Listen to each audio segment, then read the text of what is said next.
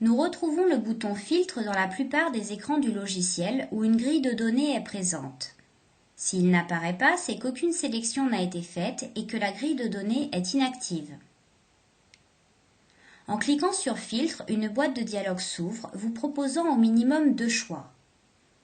Vous ne voulez utiliser aucun filtre. Vous voulez créer un ou plusieurs filtres. Notez que si vous avez mémorisé des filtres, ils apparaîtront à chaque fois sous cette ligne. Cliquons sur Filtre perso. Une nouvelle fenêtre de saisie apparaît. Ici, nous allons retrouver la liste des critères qu'il sera possible de filtrer.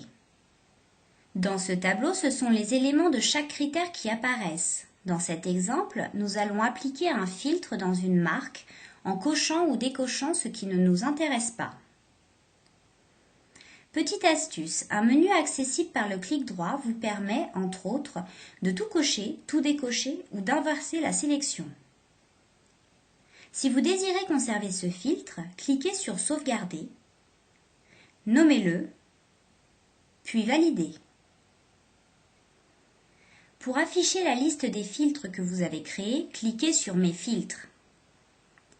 Le bouton Réinitialiser permet de remettre à zéro tous les éléments des filtres.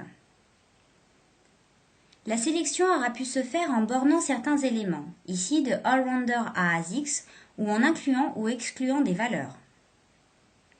Dans ce bornage, nous ne souhaitons pas inclure le fournisseur ANJ.